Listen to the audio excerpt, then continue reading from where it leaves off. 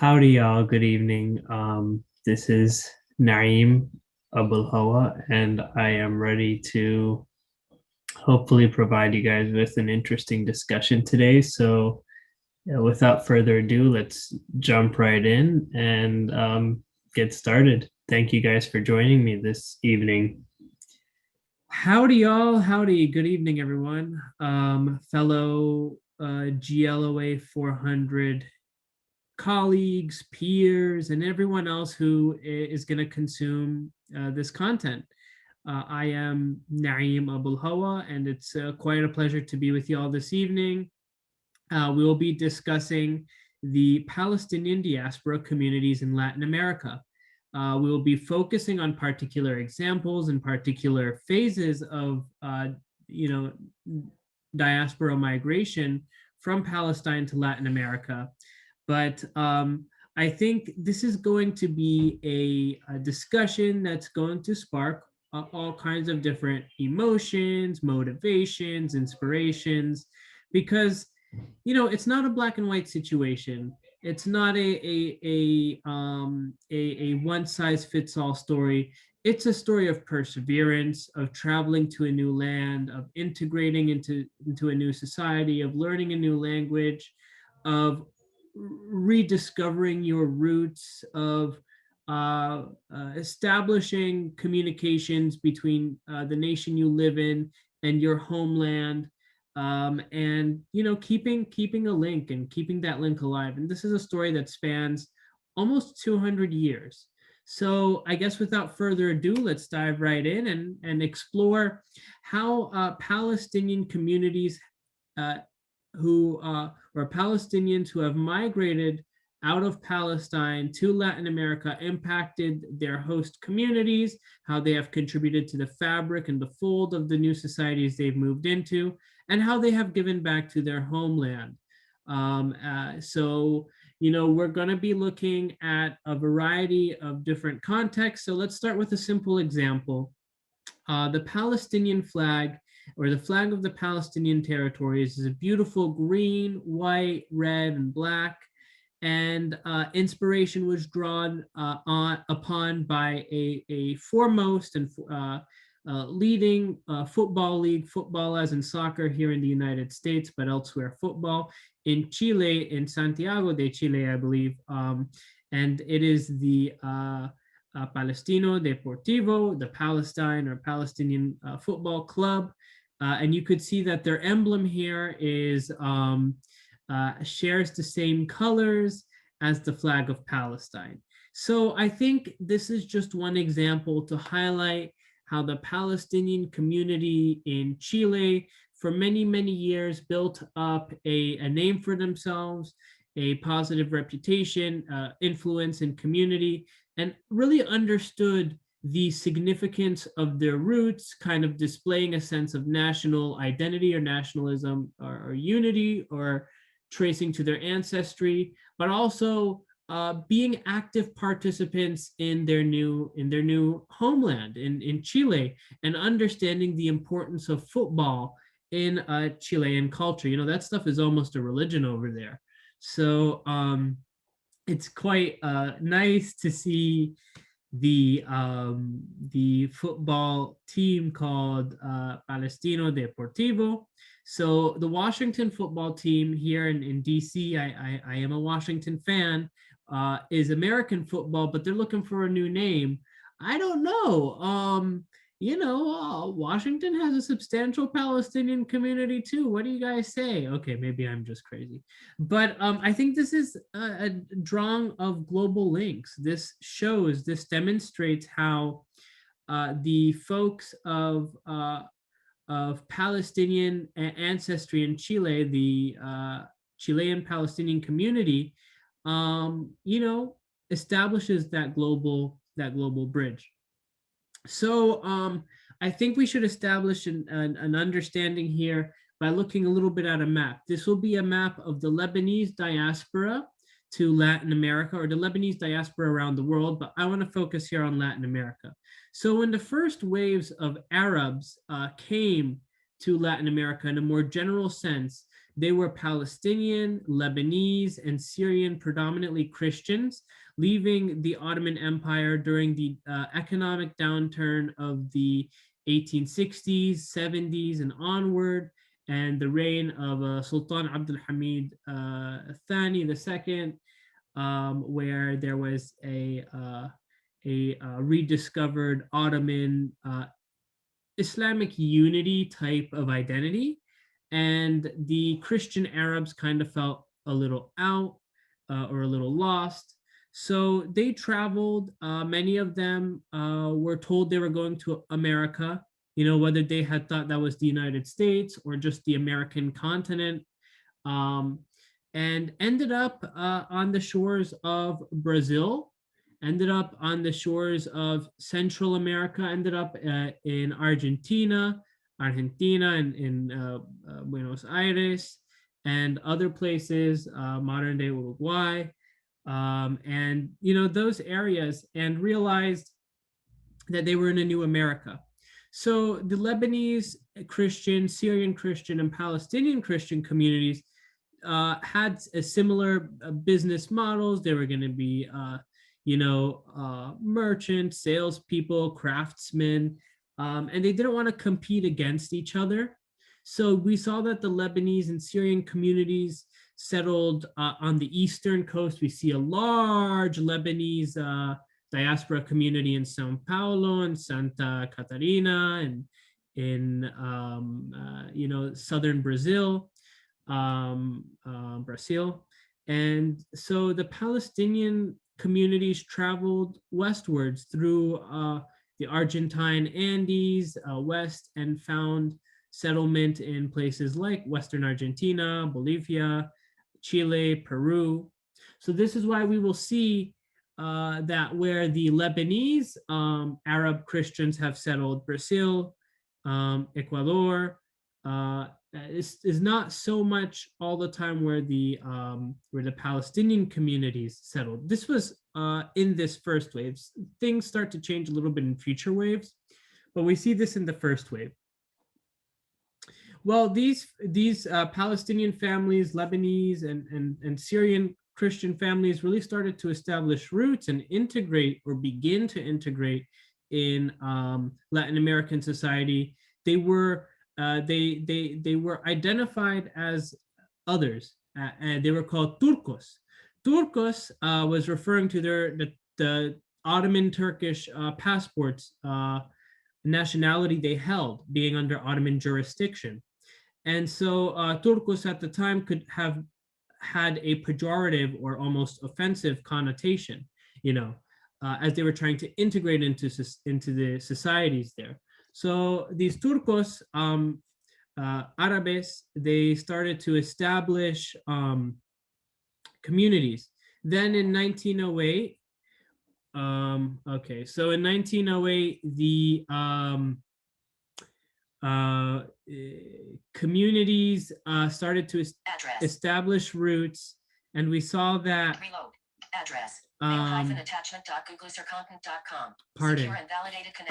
We saw that they started to, when the Young Turks Revolution happened, and the mandatory conscription happened in Ottoman lands, many of the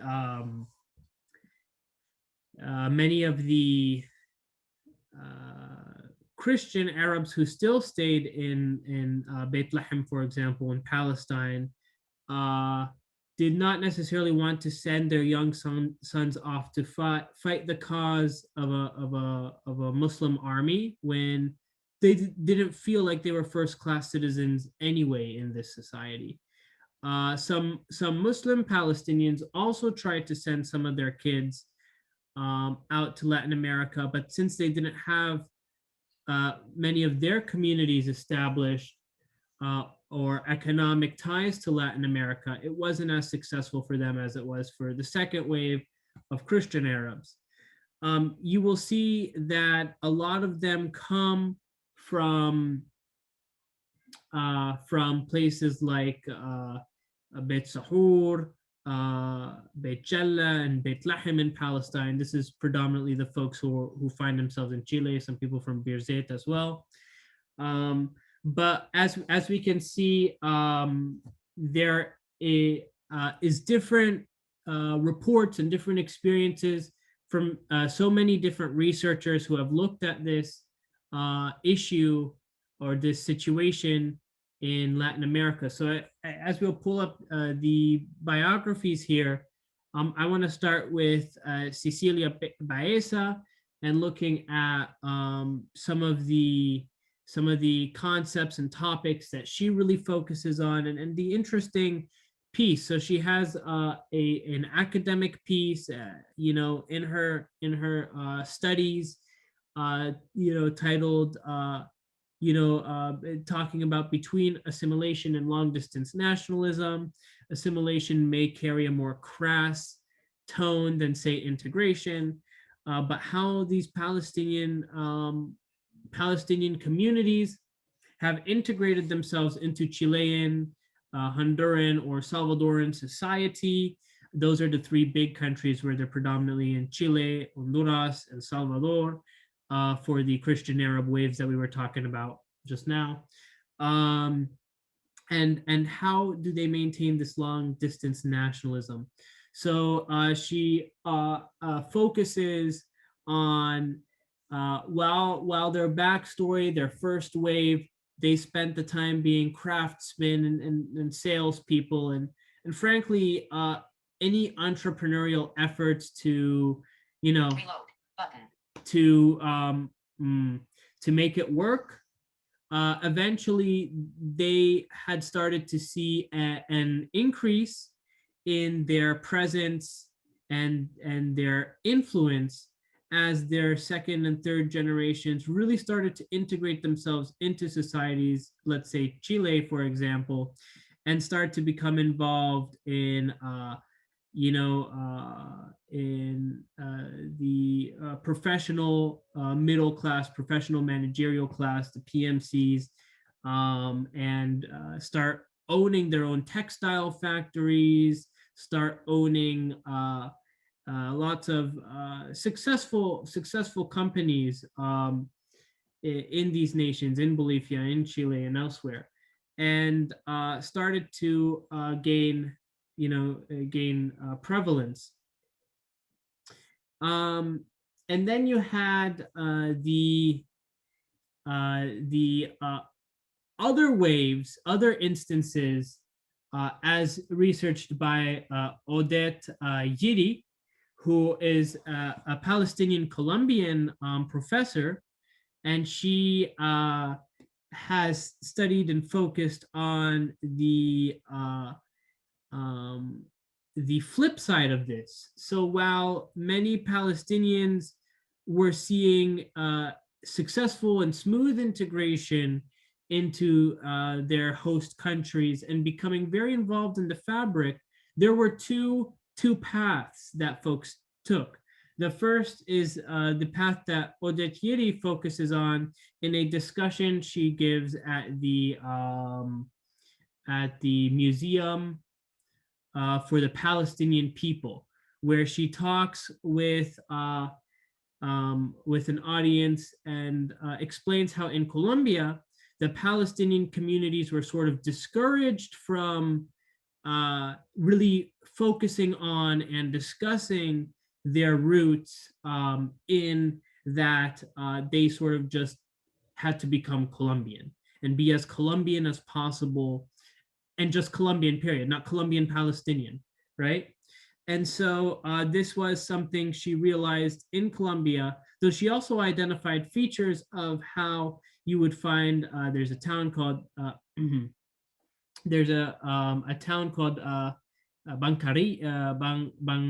Bancarilla. I'm probably pronouncing that wrong, horribly wrong.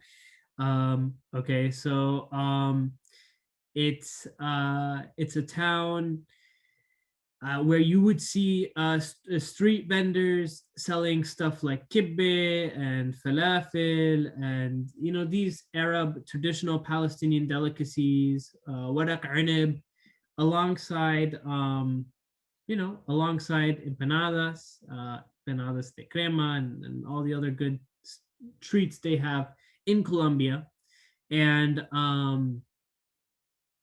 there was that feature. But for the most part, Palestinian Colombians don't really talk too much about their Palestinianness. While we saw very wealthy Palestinians involved in leadership in say Colombia. I know in Bancaria, the coat of arms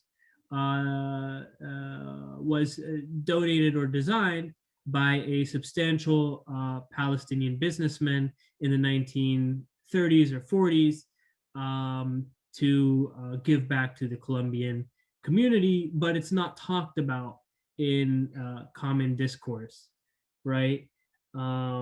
So, we see address, reload, button. Okay, so we see a lot of that happening in Colombia. Now we want to switch to a more, I don't want to use the word smooth integration example, but definitely an example of integration that seems to have been more inclusive. And that's the one of Chile with Marcelo Marzuga. Address, reload, button.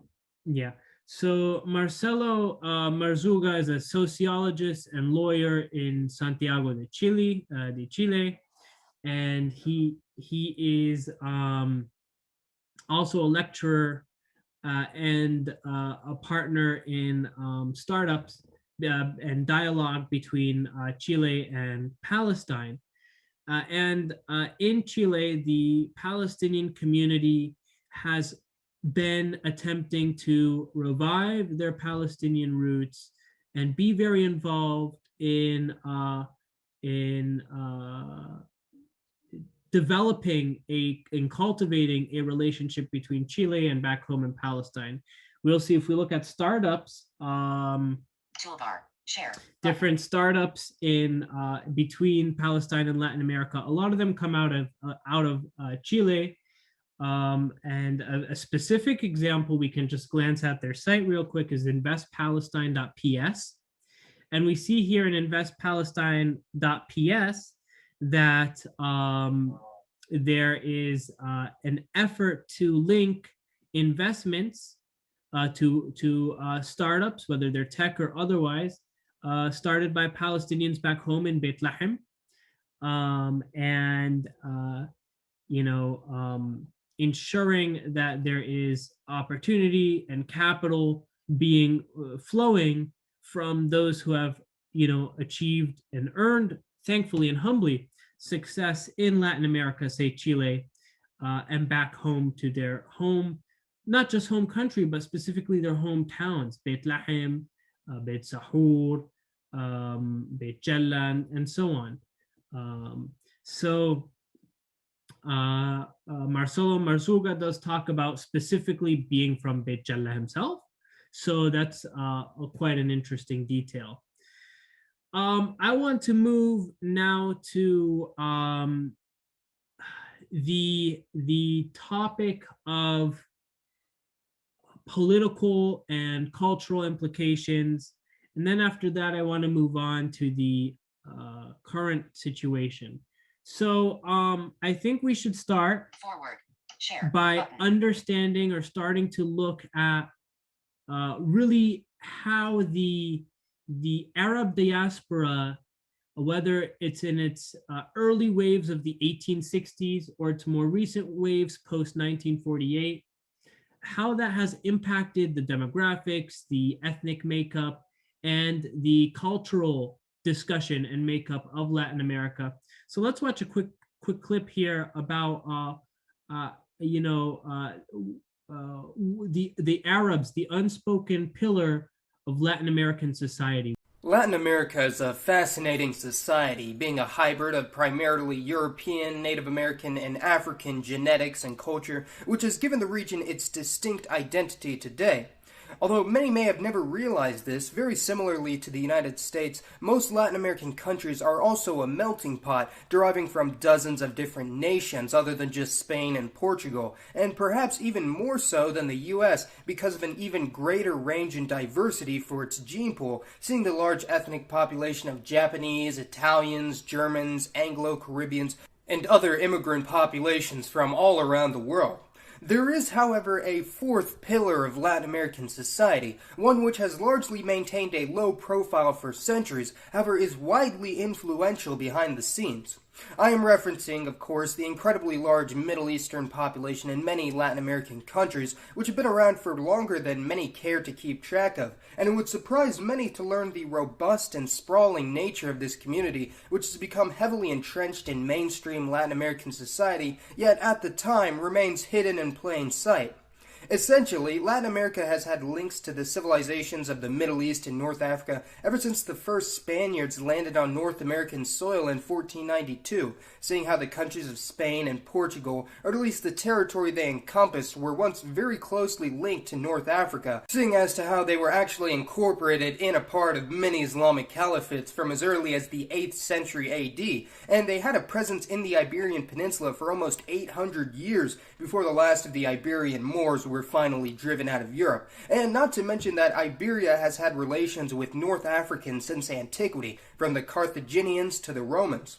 The Iberian Moors left many aspects of their culture on mainstream Spanish and Portuguese culture through architecture, vocabulary, and genetics, seeing as to how Iberians on average have around 2 to 10% North African or Middle Eastern admixture, mostly from the Moors that remained in the region and converted to Catholicism and intermarried with Castilians and others. This is especially apparent today in the people of southern Portugal, Andalusia, Spain's most southern region, and in the Canary Islands, which have a bit of a different history, with the native Ganch people being descended from ancient North African Berbers. However, they were completely absorbed into the new Canarian population, dominated by immigrants from the mainland of Spain.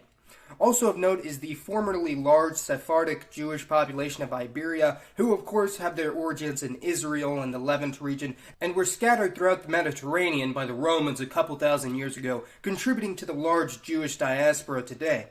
Many of these Muslims, known as Moriscos and Jews, were expelled from Iberia during the Inquisition of the 15th century, with most heading to North Africa, although many converts or conversos were able to flee to Spain and Portugal's colonies in the New Worlds, oftentimes blending into the society and identifying as peninsulares to take full advantage of the casta system, and their descendants in Latin America today could number far more than anticipated, easily in the tens of millions, although their hidden nature makes it impossible to know without DNA testing or tracing back surnames. Although this does show Latin America's deep connections with the Middle East and North African regions, this video is actually going to cover the more recently migrated communities from the Middle East, specifically those of Levantine Arab ancestry, who over the centuries have significantly impacted Latin American culture.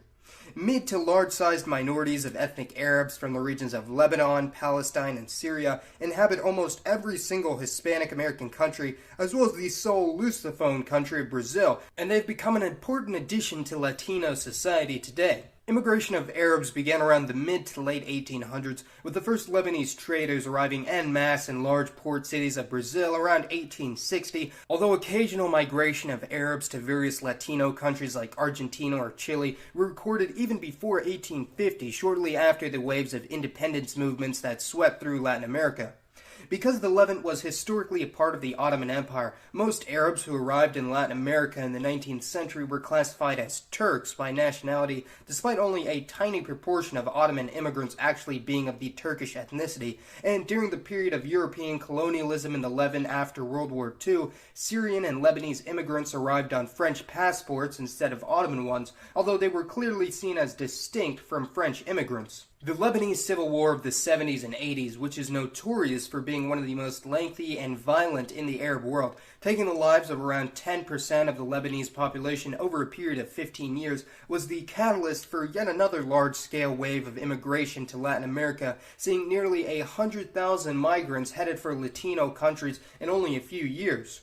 In the early race-based class system of Latin American society, they were neither rejected nor completely accepted by these various governments, most of which desired immigrants from Western European countries.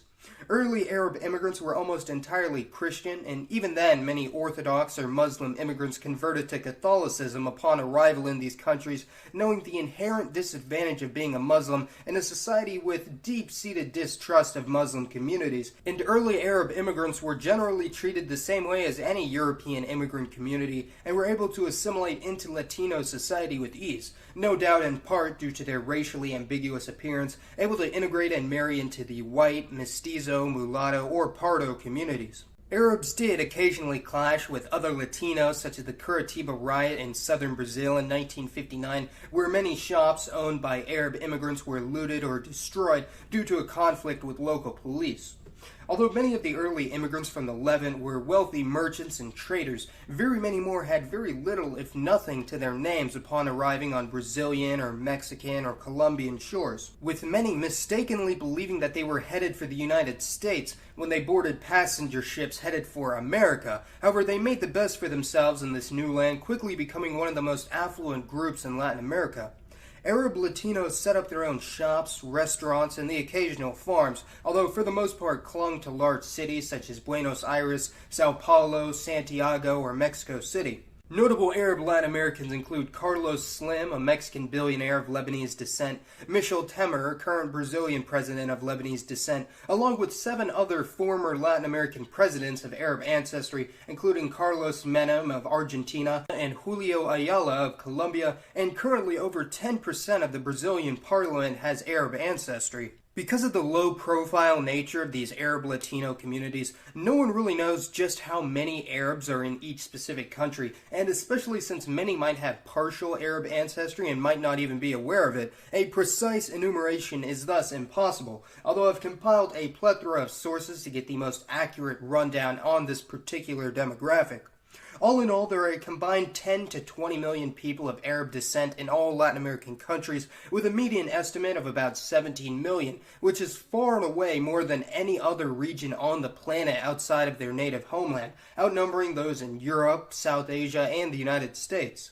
This includes around 10.6 million Lebanese, 5.2 million Syrian, 1.1 million Palestinian, and a much smaller amount from other nationalities such as those of Egyptian, Maghrebi, or Iraqi origin. Compared to the population of their home nations, their numbers are fairly spectacular, particularly the Lebanese community, which is nearly twice as large as the country of Lebanon today, quite comparable to the large diasporas of many Western European nations. Likewise, estimates on religious affiliation vary greatly, but it is certain that the percentage of Christians for Latin American Arabs is far higher than in the Middle East, with 70 to 80% of Arabs in Latin America being Christian today, while only 10 to 20% are Muslim, and possibly even lower than this, as the Brazilian census counted less than 100,000 Muslims in the entire country in 2010, although independent sources claim 500,000 to as high as 1.5 million. Catholics, specifically Maronites, are the largest sect of Latino Arabs at around 53%, 22% are Eastern Orthodox, such as the Greek Melkites, and only 4% are Protestant, while the Muslim community is split between about 2/3 Sunni and 1/3 Shia, while there's also a modestly sized Druze population of around 150,000. This means that around 6 out of 10 Arab Christians in the world currently live in Latin America, and this really does help to answer the conundrum of where the bulk of Christians in the Middle East disappeared to since the 19th century, seeing as to how Lebanon was over 70% Christian, Syria 20%, and Palestine over 15% by the beginning of the 20th century. However, since then, the proportion of Christians, especially in Palestine, have dropped dramatically. As a consequence of their swift integration and assimilation into Latino society, there are only 2 to 4 million speakers of Arabic in the region today, as the younger generations usually speak only Spanish or Portuguese, similar to that of the Japanese Latino population, and even most of the elderly Arab population has only a rudimentary grasp on the Arabic language, although Arabic slang is very often incorporated into everyday speech. The largest numbers of Arabs in Latin America is without a doubt located in Brazil, numbering around 5 to 10 million, giving it a larger Arab population than several countries in the Arab world, and others with Arab populations above 2% include Argentina, Chile, Colombia, Venezuela, and Honduras, although in some areas like the city of Barranquilla in northern Colombia, up to 20% of the population has some Arab blood. Although rates of emigration back to their home countries is very low, a substantial number of Arab Latinos have also been migrating to the United States in recent years, where the general widespread misinformation surrounding Latino identity in American pop culture clashes with the reality that Latinos are an incredibly diverse group of people, and not a monolithic, homogeneous race and culture as many would have you believe. The Arab population of Latin America is a very unique and fascinating population, along with the pre-existing influence from the Middle East and North Africa in Iberian society, just goes to show the link between Middle Eastern and Latino societies, and not to mention that the bulk of the Christian population of the Levant, especially Lebanese Maronites, have varying degrees of Western European admixture, so in a way they're going full circle by migrating back into a Christian European-based society. Please let me know your thoughts on the Arab Latino community made up of Lebanese, Palestinians, and Syrians. And as always, thank you so much for watching. This has been Mason, and I'll see you next time. Thank you so much, Mason. That was a lot of good information to process. I would be glad to answer anyone's questions on further details surrounding that. But I want to highlight some push and pull factors. And, Mason alluded to them. Cecilia Baeza alludes to them in her discussion with the Institute for Palestine Studies, run by Yusuf Moner. And she also discusses it in her piece, Between Assimilation and Long Distance Nationalism. Substitute the word assimilation for integration for those who associate a pejorative connotation with assimilation. Anyway, it's important to look at a couple factors when you're looking at the push and the pull. So the majority of the Arabs who came into Latin America, the first waves, and I pluralize waves because really the waves up until the recent waves, which we will explore in a little bit, were Christian Arabs. They could assimilate into Latin culture given the religious similarities. Now, granted, many of the Christian Arabs, the Palestinians, Lebanese, and Syrians, were a mix of Maronite Catholics and Eastern Orthodox, Greek Orthodox churches. A small number were Coptic Christians, mainly from Egypt, but larger numbers of Orthodox Christians and Catholics. There was a slight difference in religion, but an integratable difference. You see many Orthodox Christians, to fit into Latin society, did convert to Catholicism. That is why you see lots of folks who have links to the Orthodox churches, the Greek Orthodox churches, say in Bethlehem in Palestine, but are also Catholic in Latin America. So that has been seen, that has been noted. Now, he highlighted the point about there being more Lebanese Arabs in Brazil than there are, or more Lebanese Arabs in Latin America than there are in Lebanon. You want me to give you an astonishing fact related to the Palestinian diaspora? So the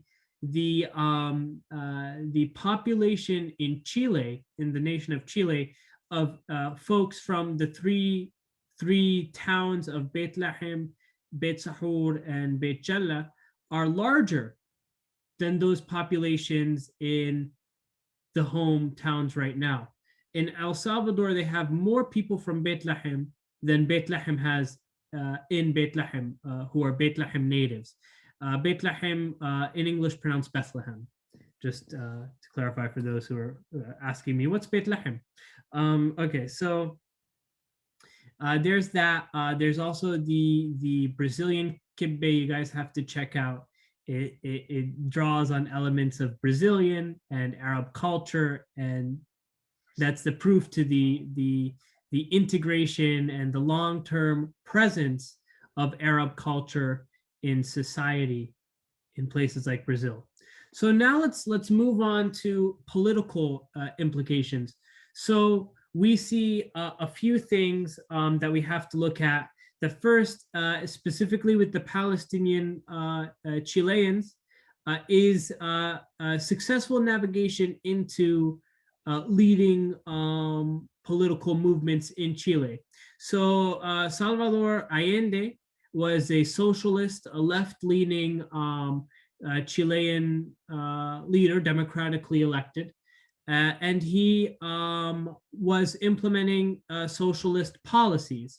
Now, that meant that the wealthy merchant class of Palestinians in Santiago and elsewhere in Chile were their textile industries were being nationalized, were being basically captured by the Chilean government under Salvador Allende. So Cecilia Baeza looks in her scholarly piece between assimilation and long distance nationalism on how the Palestinian communities were in fact negatively impacted by the socialist policies implemented by Salvador Allende. So there were many Palestinian Christians who were instrumental in supporting Pinochet's ascension to power, frankly violent ascension. So let's be clear, Allende, it is reported based on thorough research, did commit suicide. There were theories going around that he was murdered, and there were even theories going around that he may have been murdered by members of the elite who were potentially Palestinian Chilean members of the elite wealthy class. But the conclusion is that he did in fact commit suicide, but that does not absolve the Palestinian Chilean community from being active in removing him and putting Pinochet in power. Now, Pinochet did grant these wealthy Palestinian Chileans their textile industries back. But the funny thing is, with Pinochet's neoliberal policies, the textile industry did leave Chile, and those wealthy merchants had to find different sectors of the economy to pursue. And that's why a lot of them ended up in commerce and banking and other high caliber sectors of the Chilean economy. So find that interesting, right? Call that karma, whatever you want to call that. I personally am a socialist, but I could see how socialist policies were not in favor of private mandates or private ownership of companies. So that did not go well with the affluent Palestinian Chileans.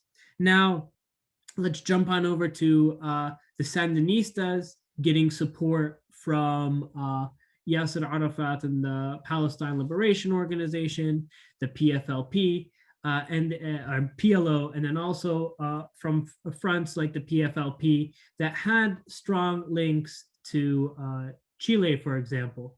So we saw that with the British Mandate of Palestine, and later with the Israeli establishment of the Israeli state in 1948, al-Nakba, and the 1967 Israeli illegal occupation of further territories of Palestine. There was activism to get these Latin American countries, most notably Chile, to host and bring displaced Palestinians and refugees. And this is why there were strong links between Latin America and the Palestine Liberation Organization. But were stronger ideological ties to the left in Latin America because of this anti-imperialism sentiment. However, it is worth noting that even on the right, there was pro-Palestine sentiment, because many of the folks in right-leaning circles were Palestinian or of Palestinian descent, and were benefiting from neoliberal policies because they were, like we said earlier, merchants and wealthy business owners. So it's complex, it's nuanced, to say the least, in discussing Palestinian involvement in politics in Latin America.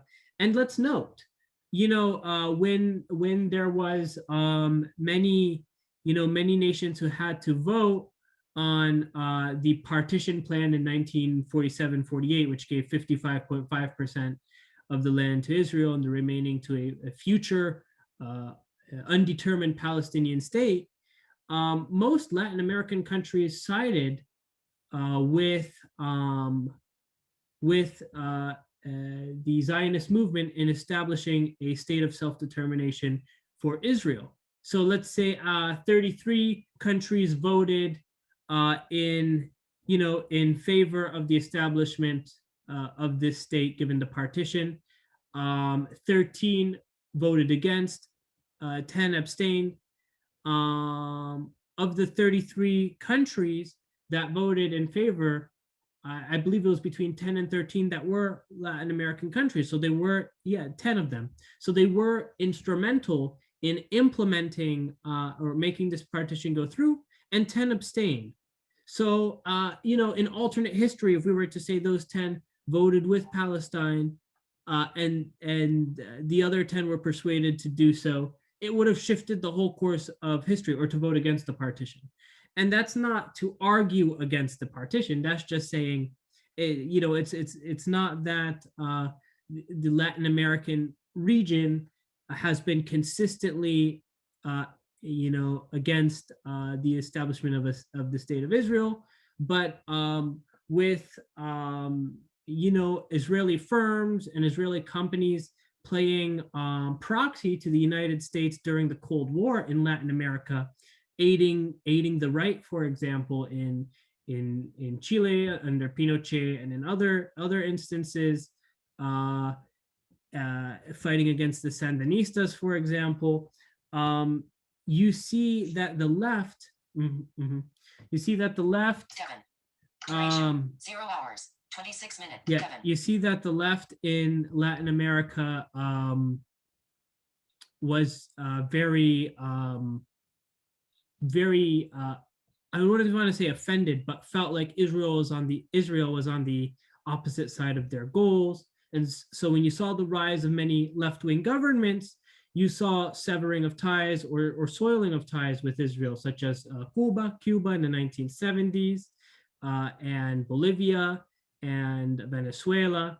And then you more recently started seeing center or center-right or right-wing governments even condemning Israel's actions, saying the 2014 siege on Gaza, because of the substantial Palestinian communities in those countries. Some of the largest marches against the Israeli occupation of the West Bank and the horrible mistreatment of the people of Gaza in the open-air prison known as Gaza, they were condemned because there were massive rallies in Santiago. There was massive rallies in Bolivia. There were in Santa Cruz in Bolivia. There were massive rallies elsewhere of the Palestinian diaspora. So those are many examples of how nuanced, how complex, how multi-layered the subject of politics is with the Palestinian community in Latin America. We didn't even get to the Palestinian community in Latin America advocating for the right of return, حق العودة, for Palestinians, even before 1948, before Nakba, the ones who had left and couldn't go back under the British mandate in 1936. Cecilia Baeza does a good job of highlighting that in her discussion with the Institute for Palestine Studies. But I want to give one very specific example of the role of Palestinians culturally and specifically politically in one Latin American country. Why so many Palestinians live in El Salvador? Let's ask and answer that question, hopefully. Latin America is home to the biggest population of Palestinians outside of the Arab world, and around 1/5 of them live in the small Central American country of El Salvador. Aquí no estamos hablando, por ejemplo, de una comunidad monetaria en El Salvador. No, somos parte integrada en el país. Somos una comunidad grande, salvadoreños de origen palestino. And many Palestinian Salvadorans come from just one part of Palestine. La mayor parte de la migración palestina a El Salvador fueron gente de la ciudad de Belén. Bethlehem is home to around 29,000 inhabitants. Though exact numbers are unknown, There are claims that almost 100,000 people of Palestinian descent live in El Salvador. There are more Palestinians in El Salvador than Bethlehem now. But how did they all get there? El abuelo de mi papá nació en Palestina, igual que mi abuelo, y ellos emigraron a El Salvador a finales del año 1920-22, por ahí. Palestinians came to El Salvador starting in the late 19th century. Empezó esta migración durante un poco antes también de la Primera Guerra Mundial por razones económicas y las dificultades el que vivía la gente bajo el dominio turco. Since they arrived with Turkish Ottoman passports, Salvadorans call these newcomers Turcos or Turks.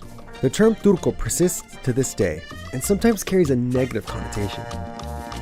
Fue la palabra turco en aquel entonces muy pesada, daba pena, daba vergüenza, porque la sociedad alta del país lo consideraba como gente de nivel bajo, y fuimos discriminados. Palestinians in El Salvador face significant institutional racism and xenophobia, especially from criollos, or the elite of European descent. In 1921, a change to Salvadoran immigration law classified Chinese and Arab people as pernicious. And in 1933, dictator Maximiliano Hernández Martínez enacted an immigration law that banned the arrival of black people, Asian people, and new immigrants from Arabia, Lebanon, Syria, Palestine, or Turkey, generally known as Turcos. 3 years later, the government went even further, banning Chinese and Arab people from opening new businesses to protect national interests. Palestinian Salvadorans were badly affected by the law because many of them were innovative business people. Today, many prominent companies in El Salvador are owned by Palestinian Salvadorans. Most Palestinian Salvadorans don't speak Arabic and have fully assimilated into Salvadoran society, but they still celebrate their roots. For Nilsa Saka, she preserves her Palestinian heritage through food. Me recuerda cuando nos reuníamos con mi mamá, con mi papá, sentados en la mesa, todos disfrutando, que mi mami hacía musaca, que mi papá le pedía que le hiciera el fatay. She now runs a restaurant in the town of Santa Tecla named Teklebab. Bueno, el restaurante es un restaurante fusión árabe-turco. Pues en realidad son recetas familiares, es una ascendencia palestina por parte de mi papá. Sí costó un poco llegar a un equilibrio para que el paladar del salvadoreño se adaptara a la gastronomía árabe. Muchos sabores eran como muy fuertes, por ejemplo el ajo es una cantidad bastante grande de ajo que se utiliza normalmente, o incluso no están mucho acostumbrados a utilizar el yogur en receta. Simon Khoury is a former president of the Salvadoran Palestinian Association and committee member of Club Árabe, a social club for Salvadoran Palestinians that began in the 1950s. Tenemos un club que orgullosa mucho y lo consideramos en nuestro nicho, donde la comunidad pasa muy buenos tiempos juntando en actividades. Simon isn't your average Salvadoran Palestinian. He was actually born and raised in Palestine. Llegué aquí a El Salvador en 1980. Casualidad yo conocí a mi esposa allá.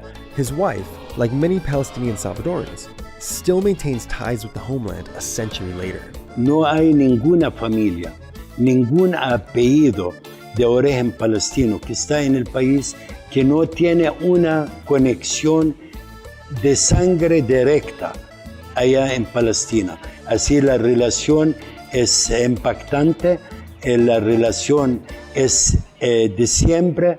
But Bethlehem, the ancestral homeland for many Palestinian Salvadorans, is threatened by illegal Israeli settlements. Estamos hasta el momento con aquellas heridas y la injusticia del mundo de crear un Estado israelí en nuestra tierra y obligar a la mayor parte palestina de emigrar. The Israel-Palestine conflict plays out in public spaces in San Salvador, El Salvador's capital. Here's a plaza dedicated to the State of Israel. And here's a plaza dedicated to Palestine just 200 meters away, and is dedicated to occupied Palestinian territories. And on Jerusalem Avenue in San Salvador, there's a plaza honoring Palestinian leader Yasser Arafat, which the Israeli embassy has protested. Despite the large Palestinian population, Israel has historically exerted a lot of influence on El Salvador through the strong relationship it's had with the far-right governments that have ruled El Salvador for much of its history. From 1975 to 1979, the years leading up to El Salvador's 12-year-long civil war, 83% of El Salvador's military imports came from Israel. Israelis also helped train Ansesal, the secret police that would lay the foundation for death squads during El Salvador's war. Durante la guerra aquí en El Salvador tuvimos un problema de estallar una bomba y fuimos casi con mucha razón obligados a quedar en el país porque salió mi señora embarazada, pero no me arrepiento. Aquí ya tengo raíces, tengo hijos, tengo nietos. Yo vine joven para acá y ya ahorita me pinta mi pelo aquel color de la vejez, pero con todo amor a un país que abrió las puertas para nosotros. Palestinian Salvadorans have shaped the country's modern-day politics. El Salvador's first president of Palestinian origin was the far-right-leaning Antonio Saca. When he won the 2004 election, he beat Shafiq Handal, another Salvadoran of Palestinian origins from the leftist party FMLN. Handal had been a prominent guerrilla leader who negotiated the 1992 peace accords that concluded El Salvador's civil war. Upon his death, Handal was buried with the flags of Palestine, El Salvador, and the Communist Party. Nayib Bukele won El Salvador's 2019 elections to become the country's second leader of Palestinian descent. He even played up his Bethlehem roots at Christmas. Mi abuela nació en Belén, por eso cada Navidad celebrábamos en su casa con toda la familia. But despite his Palestinian identity, he maintained a cozy relationship with Israel. In 2015, when he was mayor of San Salvador, the Israeli ambassador to El Salvador called him a partner for collaboration. In 2018, Bukele went on an Israeli government-sponsored trip to the International Mayors Conference in Israel. El Salvador still struggles with violence, a legacy of its civil war. People are fleeing in the thousands in caravans. And so, Salvadoran Palestinians represent the human rights struggles of two peoples on opposite sides of the world. El palestino está luchando también más que eso, una guerra sobre su cultura, sobre su gente, sobre su existencia. El salvadoreño aquí también está revolucionando, está luchando por una mejor vida, por tener derechos igualitarios, que no hay discriminaciones sociales, que no hay diferencias económicas. Hey guys, thanks for watching. Don't forget to like, share, and subscribe. Did you know there's actually more Palestinians next door in Honduras? Let us know what you think in the comments below. Also, thank you so much. So, and I will say what he was going to say right at the end, that there are even more Palestinians to be found in Honduras, Honduras next door to El Salvador. So there's a few very important points brushed upon. Number one, emphasizing the majority of Salvadoran Palestinians are from Bethlehem. Jerusalem Avenue in San Salvador shows the complexity of the politics of the Palestinians in El Salvador. You got a plaza dedicated to Israel and a plaza dedicated to Palestine, 200 meters apart from each other. But I think the important thing here is the parallel of the situation of the nation of El Salvador right now and the plight of the Palestinians over the past 100 years, whether it was under the colonial mandate of British Palestine or the Israeli occupation and the post-1967 illegal occupation, the settlements being established by Israeli settlers in places like Bethlehem, for example, and how there is that connection. the struggles, the resistance against imperialism in ways. In Latin America, it's American influence. We saw in the Cold War how the United States wanted to ensure communism stayed out of Latin America and went to any measures possible. And the Soviet Union wanted to make sure communism stayed in Latin America. But the United States had a higher degree, a greater depth of vested interest because Latin America was in their backyard. The Palestinians feel that the current occupation of Israel, the illegal Israeli occupation post 1967 and so on, is just a modern day form of colonialism. And the way that Zionism has manifested itself also is a modern day form of colonialism. So there's that parallel. The other parallel, and we don't see this per se so much in El Salvador, as we may see it in, say, Mexico City or Santa Cruz, Bolivia. I know from personal experience, Santa Cruz, Bolivia is kind of like Ramallah in Palestine, basically the whole setup. And large community of Palestinians in Santa Cruz are from Ramallah, funny enough. Mexico City is a really big and congested city, also kind of like Ramallah, or think of Cairo in Egypt, where many Palestinians have flocked to as well.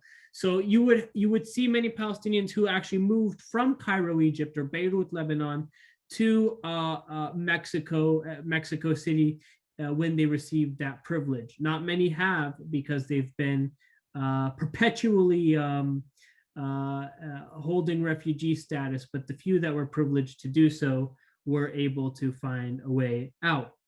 So that is the first waves. Now, since the wars in Iraq and Syria, Lebanon, other nations where Palestinians have sought refuge after the Al-Nakba and after 1967, were also areas that fell under war, civil war, or else war, in Iraq's case, the American invasion, the fall of the brutal dictator Saddam Hussein.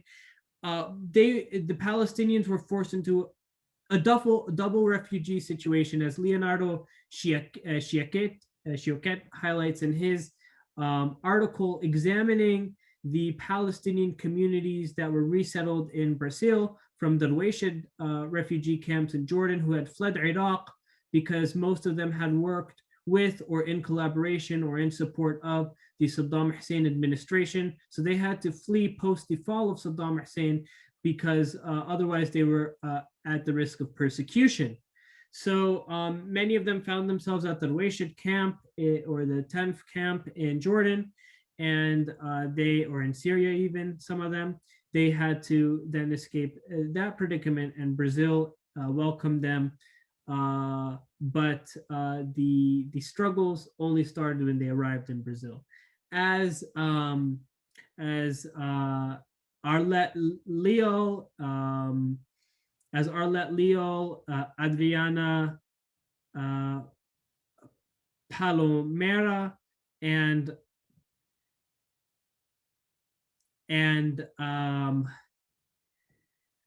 here, I want to make sure I get their names correct, the researchers. Journal of International Migration, Protection and Refugees in Brazil and Chile, the Case of Palestinian Refugees, an analysis from the model of economic and cultural adaptation.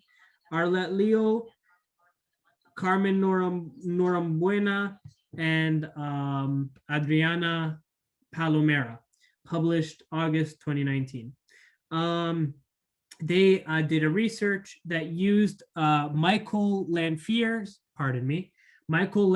model of integration and adaptation, refugee adaptation, to look at how the Palestinians fared in Brazil after 109 of them arrived in Brazil in 2007, and 116 of them arrived in Chile in 2008.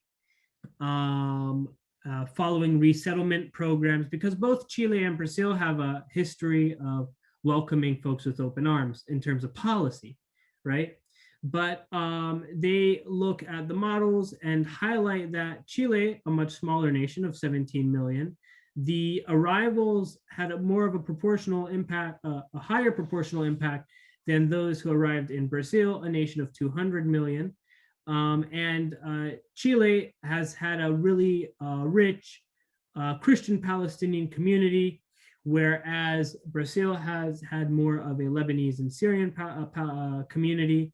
But the new arrivals are Palestinian Muslims. So as Leonardo Schioquet looks at in his research of specifically the Palestinian Muslims who arrived in Brazil, there were multiple problems of naturalization and lack of information on how they would integrate, problems of difficulty with language integration and language lessons. And there was this sense of religious discrimination. So it wasn't a cheery picture. Neither was it for the original waves of Christian Palestinians who arrived. They were Orthodox when the majority of Latin America was Catholic. So this, I think, is maybe a sharper jump because Muslims in a Christian, predominantly Christian society. However, it's a jump nonetheless. So we want to make sure we highlight that there are difficulties, although we would love to be so fascinated by this migration pattern of Arabs in Latin America, it's still an uphill battle. So to get an idea of waves of Palestinians in Chile, for example, let's look at a gentleman whose father came from Bethlehem in 1986 and how his story has impacted and inspired Chile to welcome more Palestinian refugees. While him and his family might be Christian, they are still Palestinian, so they drew that line to the Palestinian Muslims who were leaving Iraq, Syria, and elsewhere and arriving in Chile in 2007, 2008, 2009, and so on. So let's look at the video. 35-year-old Palestinian Johnny Abu-ElHawa oversees every detail of the pita bread produced here every day at this branch of the Fufu Bakery, a business his father opened in the occupied West Bank town of Beit Jala in 1986. But this is not the Middle East, but Santiago, Chile. I came to Chile 5 years ago because at home there is too much war, too much oppression from Israel. Here we are free. Everything is pretty. The doors are open for us to come and to really live. Palestinians began migrating to Chile in the early 1900s, mainly from the Christian cities of Bethlehem, Beit Jala, and Beit Sahur. They've grown to become not only the largest Palestinian community outside of the Middle East, but also extremely prosperous and influential in industry and politics. As a community, they are fierce advocates of Palestinian statehood, with the support of most Chileans, as well as the government. Daniel Hathaway, the high-profile mayor of a municipality that includes Patronato, or Little Palestine, explains why Chilean Palestinians remain so attached to their roots. The fact that we are part of a nation that is in danger of being exterminated, that's subjected to political genocide on the part of Israel, makes us united and cohesive in the defense of Palestine. It's why we can't forget it. And keeping that memory alive is a new generation of Palestinian Muslim refugees who came here from refugee camps in Syria exactly 1 decade ago. Unlike in most Arab countries, Chile was quick to grant them citizenship and a passport. And not surprisingly, many of them too have settled here in Patronato. Fardos Melhem and her husband Amir admit it was hard at first. But now, as they treat us to coffee and sweets from their shop, they're happy to talk about their new life with their 2 children. I have Chilean friends and Arab friends too. Now we celebrate Chilean and Arab customs. Here your religion isn't an issue at all. I am treated well wherever I go. Santiago has a popular football club called Palestine and a school with the same name. And while more than 13,000 kilometers separate Chile from the Middle East, here both the old and new Palestinian diaspora seems to have found a home that respects their culture and embraces their cause, as few other countries have done. Lucia Newman, Al Jazeera, Santiago. So it seems like in Santiago, in Chile, the general policy was to welcome these folks. Pardon me, Johnny Abu Reyes was from Bechala, but his family appears to be Christian, but the family of Amir and Ferdos al-Malham appear to be Muslim. So the solidarity spans religion in this example. One thing I will say about this source, and it only has 2 minutes to present itself, sort of alluded to the ability to integrate for these Muslim refugees who have fled, who are double refugees, as Leonardo Sciocchi highlighted, who have fled or have been displaced from Palestine, found themselves in Syria or Iraq. And then from Syria, the civil war broke out. So they had to find themselves somewhere else, and they ended up in Chile. The integration process is really not that easy. So a decade is a long time. So I think it's important just to emphasize that.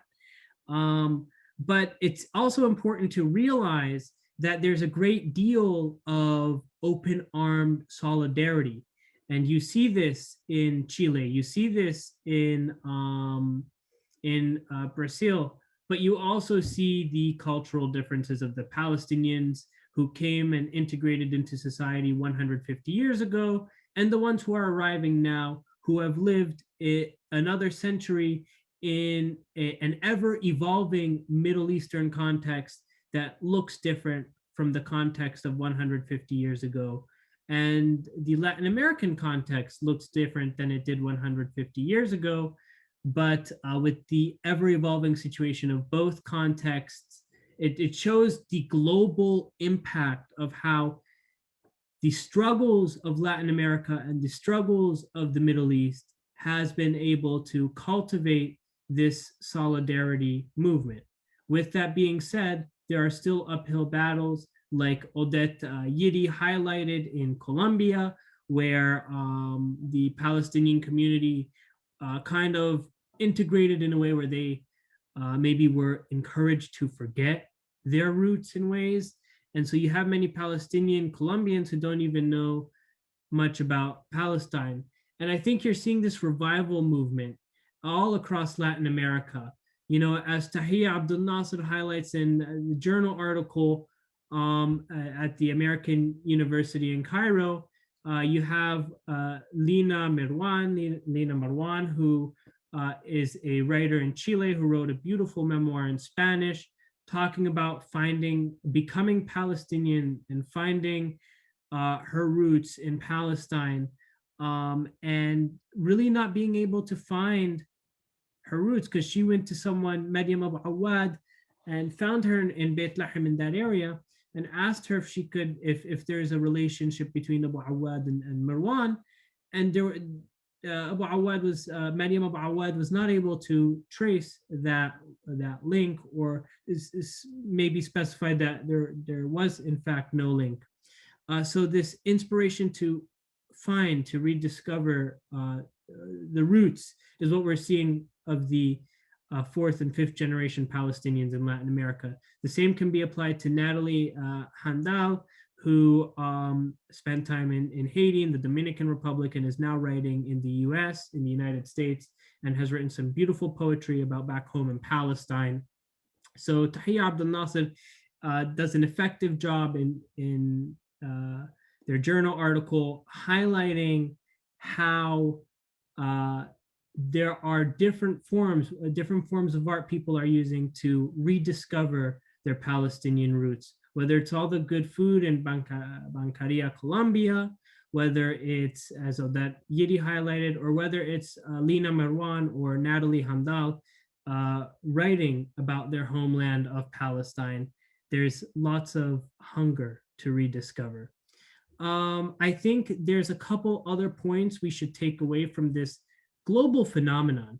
The first being how the culture of the two parts of the world, of Latin America and the Arab world, are blending together very generally, but then also seeing how the Lebanese communities use their culture in Latin America and their influence, how the Syrians use their influence and culture in Latin America, and how the Palestinians use their culture. So we see in Palestine and in Syria, there are political crises going on right now, and there is a demand from both Syrian communities and Palestinian communities to constantly accept refugees from Syria and Palestine. In Latin America, we saw the same with the Lebanese communities during the Lebanese Civil War, but it has been more constant and it has been more consistent amongst the Palestinian communities in Latin America, solely because the context of the conflict, of the struggle, of the occupation going on in Palestine has been so much more long term. So why does Latin America stand in solidarity with Palestine? Let's look at another 2-minute clip that will answer that question for us. Thank you very much.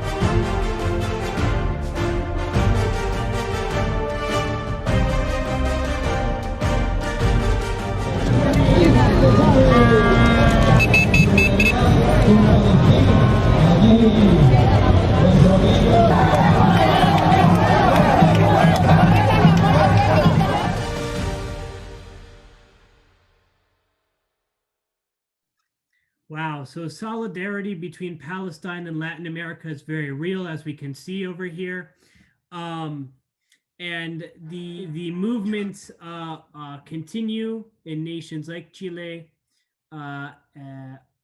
Argentina, and elsewhere, Bolivia, whether it was under Evo Morales or the current administration, Venezuela under Hugo Chavez, or even the current administration, Nicolas Maduro, and others. I highlighted leftist examples, stand in solidarity with Palestine, even Cuba. But you even see other nations. You see Colombia suspending or questioning their ties with Palestine. You see Chile questioning their ties with Palestine, even under neoliberal or right-leaning administrations. So whether it's startups like Invest Palestine that draws a link between investments between the Palestinian community in Chile and the Palestinian community back home in Beit Jala or Beit Lahem or Beit Sahur, or other startups, or whether it's the food and bancaria, Colombia, or Brazilian Kibbin, Sao Paulo, or whether it's Palestinians, Syrians, and Lebanese having high influential authority positions in Latin America, or even leaders, presidents like El Salvador's current Nayib Bukele. I know he's Palestinian, but he does take some pro-Israel stances. Or previous Salvadoran far-right leader, Tony Saca, who's Palestinian, or other leaders, really. You can see how Palestine and the Arab world in general, the Levantine Arab world in general, has such a tight-knit context and story with Latin America, whether it's the waves in the 1860s or some as early as 1850, or the new immigrants or the new refugees who are being resettled in Brazil, in Chile and elsewhere.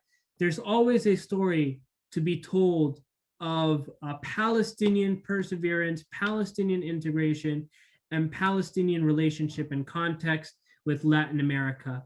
And I think the title that Cecilia Baeza put into her research, Between Assimilation and Long Distance Nationalism, just touches the tip of the iceberg of this long and intriguing and beautiful story to be told, with its ups, its downs, its rough patches, and its beautiful culminations. So I'm very happy to have taken some time to talk about such a global phenomenon of diaspora with y'all.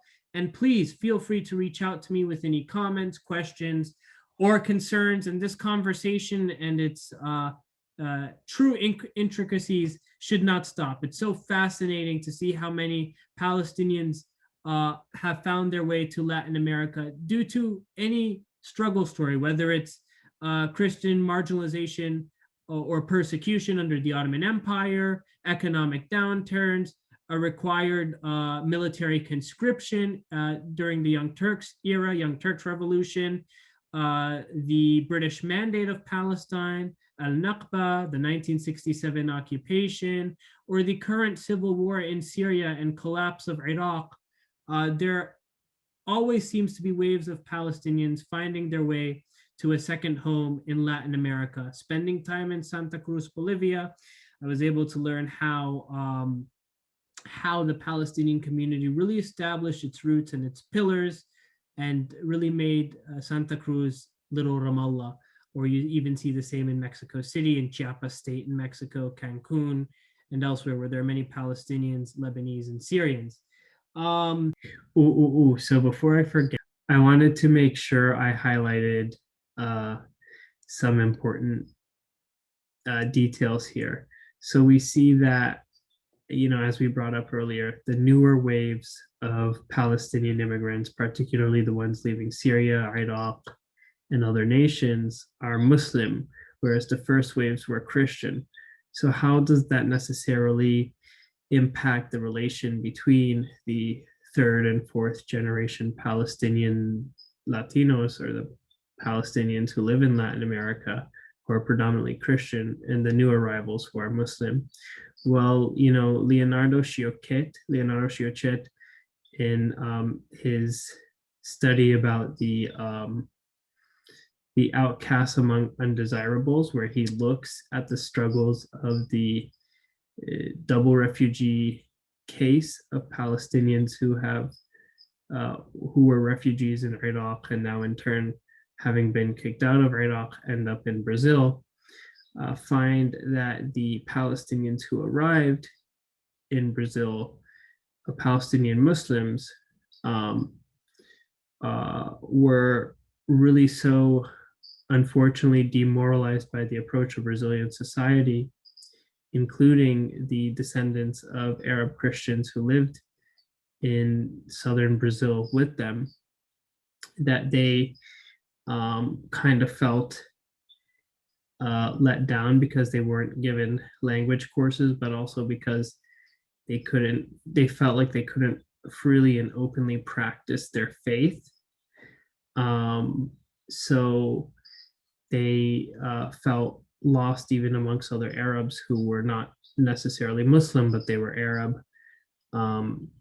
They felt like it was harder, the Muslim Arabs, the new arrivals, felt like it was harder for them to integrate with the Christian Arabs having already integrated for over a century.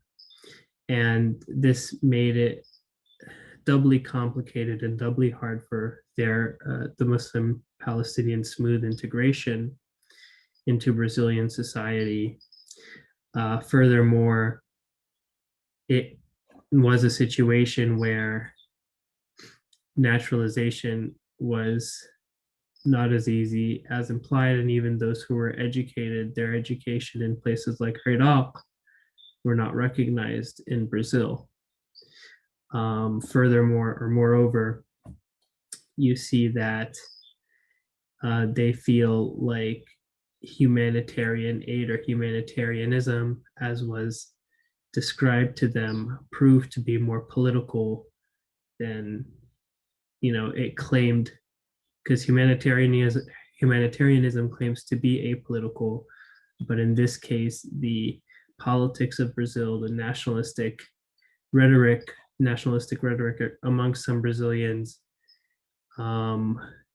did dominate the conversation, even with the humanitarian reasons and bases for accepting refugees. So obviously the picture for Palestinians arriving in Latin America wasn't always bright and cheery, but I think I will, leave you guys with a good video. Obviously, I'll have some commentary on the other end, but a good video looking at how the Muslim communities are building themselves and how they are adapting for the Ramadan celebrations in Sao Paulo, Brazil. So here we'll watch a TRT World video that quickly looks at that. TRT World being from Turkey. TRT is a television station in Turkey. So without further ado, let's take a glance at Sao Paulo Ramadan celebrations. Paulo is the industrial and financial capital of South America and attracts migrants from all over the world. Most of the city's mosques are in the Brass neighborhood, near the city center. Iyad Abu-Harbi runs a shawarma restaurant there as he fasts during Ramadan. Muito bem-vindo. Iyad arrived in Brazil 3 years ago as a refugee from Syria. He says fasting helps remind him of those less fortunate. Tudo é o ser humano. Everyone is human, and we remember them during this time. When we fast, we remember the homeless, people in Syria, in the Middle East, in Brazil. It's a great thing to do for God. Muslims first arrived in Brazil from Africa during the transatlantic slave trade. A second wave of Lebanese and Syrian migrants came after. Today, less than 1% of Brazil's more than 200 million people are practicing Muslims, but the number is growing. Since the beginning of the war in Syria, Brazil has issued thousands of humanitarian visas to Syrians fleeing the war. Brazil's Muslim population has increased in recent years with the arrival of thousands of migrants from Syria, the Middle East and Africa. And with most of them settling in Sao Paulo, this year's Ramadan celebrations will be one of the most celebrated in the city's history. A short walk from Iyad's restaurant is the Brass Mosque, one of the oldest in Sao Paulo, founded by Lebanese migrants. With the evening call to prayer, Muslims gather at the mosque after breaking their fast. Imam Saeed Bilal says that with Islam being such a minority religion in Brazil, there are obvious challenges during fasting and Ramadan, but that overall, Brazil respects Islam. Brazilian people understand differences in cultures, and the Brazilian Muslim here gets every right he deserves, just like any other person in Brazil. The sunset finally puts the brakes on a long day's work at the restaurant, and Iyad breaks fast with fellow workers and friends. In a place far from home, but now close to his heart. Sam Cowie, TRT World, Sao Paulo.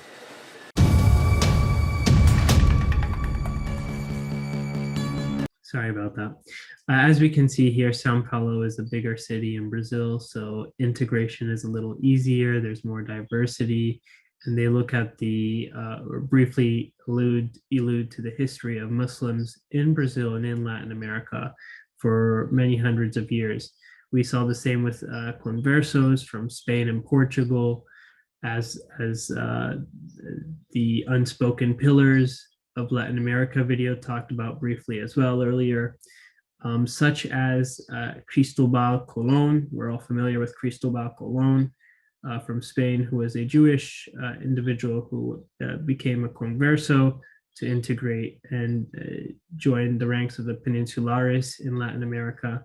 We saw other Moriscos or Moors who were Muslims who became conversos as well, conversos for converts to Catholicism, where they would, under the Inquisition, integrate themselves with the Peninsulares. So there are roots of Muslims, Jewish people, and others. But I think the Muslim Palestinians specifically, I know this was an example of a Syrian refugee, but the Muslim Palestinian refugees could share in the same plight as the Syrian refugee example here, are feeling like they're arriving into a new context where they don't know Portuguese, or in other cases in Chile, Spanish. And, you know, these are heavily Catholic or Christian countries, so they feel a little outside the context. But integration appears more possible in these globalized cities like Sao Paulo, which is the industrial and financial hub of South America, which means it also brings in activity globally. You have many Arab Gulf business people, Emirati, for example, or Qatari business people who have financial dealings in Sao Paulo, for example, many American business people and investors who have investments or financial dealings in Sao Paulo, and so on. So that explains why globalized cities like Sao Paulo, like Buenos Aires or Santiago de Chile will have more a smooth integration than the rural or sub-rural areas where some of the Palestinian Muslim refugees were settled in southern Brazil, near Santa Catarina or elsewhere. Grande do Sul, I think is the name of the province. I hope I'm not pronouncing it wrong. Have been able to settle. I did want to refer earlier, I was talking about Odette Yidi, talking about the Arab culture in Colombia. Most of the Palestinians in Colombia were of earlier waves were Christian, but there are many new Muslim Palestinian arrivals in Colombia, in Venezuela, including in the city I referenced earlier, Barranquilla, that's how it's pronounced, Barranquilla, Colombia, where you can get kibbeh and falafel and all the good grub. So there are Muslim Palestinians arriving in places, like I said, Bolivia, Venezuela, and elsewhere, Peru even, and integrating or trying to, with strength, trying to integrate into these societies. Whether it is the struggles that new Muslim Palestinian immigrants are facing, as highlighted by Leonardo Schiochet, or the complex history of Israel, Palestine, and Latin America's relationship, as highlighted by Ronaldo Monk from Dublin City of Dublin University College, or the Michael Lanphier model when applied to integration, economic and cultural adaptation for new Palestinian immigrants, comparing Chile and Brazil, as researched by Arlette, Leal et al. These are all comprehensive explanations of the complexities and diversity of the backstory and identity of Palestinians in Latin America, and how they will not be marginalized, as Salman Safavi highlights in his Middle East Monitor interview. So I guess, in conclusion, this is a very, complex issue, and it's not just a story of one people or another. It's a story of multiple different people with multiple different backgrounds, multiple different experiences and histories, experiencing intersectionality together. So hopefully this was a great presentation, and I guess thank you guys. Thank you for listening. I know I said that earlier, but in conclusion, hopefully we can learn more about this global diasporas are very interesting to study, whether they're the Palestinian ones, the Eastern European diasporas after, the horrifying situation during the Holocaust, or other diasporas as we're seeing around the world taking place right now from the Middle East, parts of Asia and elsewhere. So, in Africa and Latin America. And so the conversation doesn't stop here.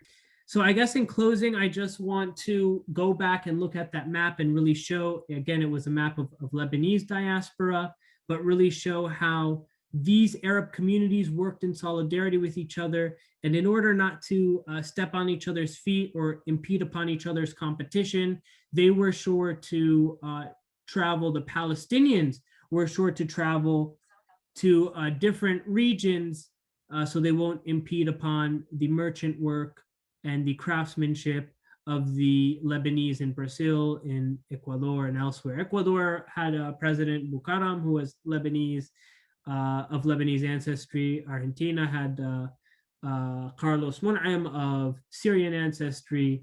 El Salvador had two Palestinian ancestry presidents, Tony Saka and current Nayib Bukele. And there are many other examples of how the Arab community, the Palestinian, Lebanese, and Syrian communities, the Levantine communities, have integrated themselves into that society. Now, that was predominantly the Christian wave. Let's see how the new Muslim wave of refugees will integrate themselves and become pillars of the societies in Latin America that have opened the doors to them. There are many problems that need to be solved. Integration has to be smoother. So this is why this conversation should not end. And let's continue seeking out the solutions.